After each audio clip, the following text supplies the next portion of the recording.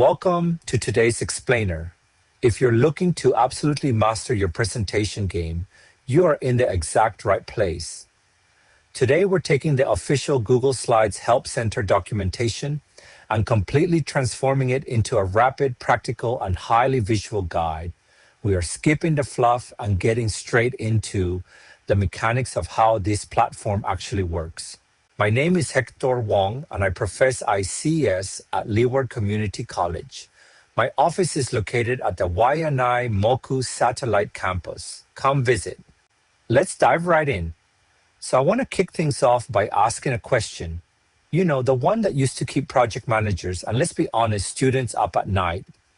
How do multiple people work on a single presentation at the exact same time without causing absolute digital chaos?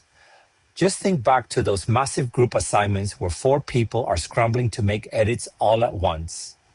Historically, that usually ended in overwritten files, missing data, and just a whole lot of frustration, right?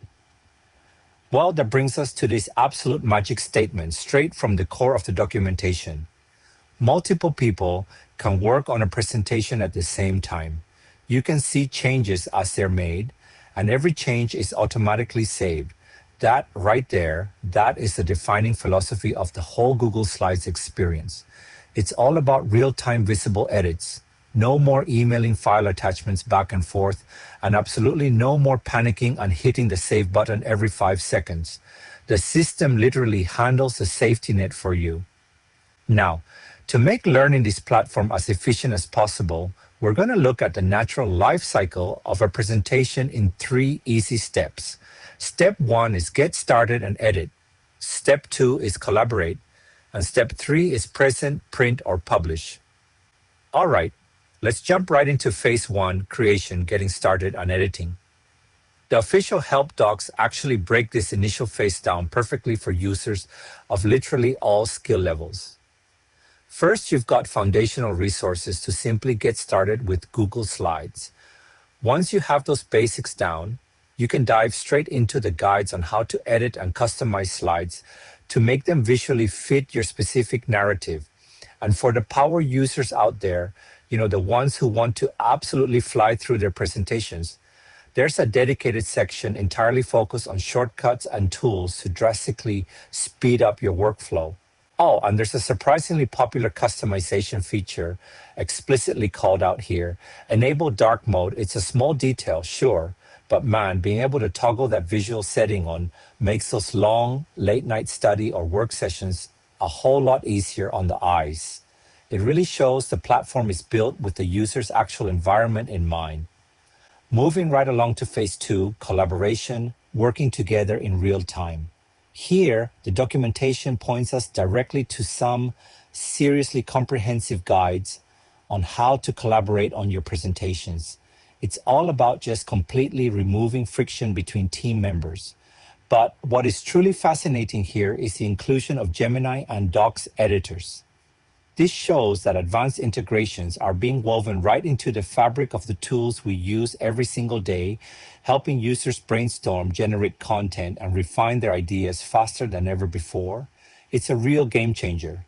But remember, collaboration isn't just about the people sitting in the exact same room as you. Google Slides operates on a massive global scale. The Help Center actually lists 36 different language settings available to users. We're talking about everything from Català and Tieng Viet to Turkche, Ri Ben Yu, Espanol, and Deutsch. So the crucial takeaway here is that whether your team is just down the hall or distributed entirely across the globe, the platform speaks your language.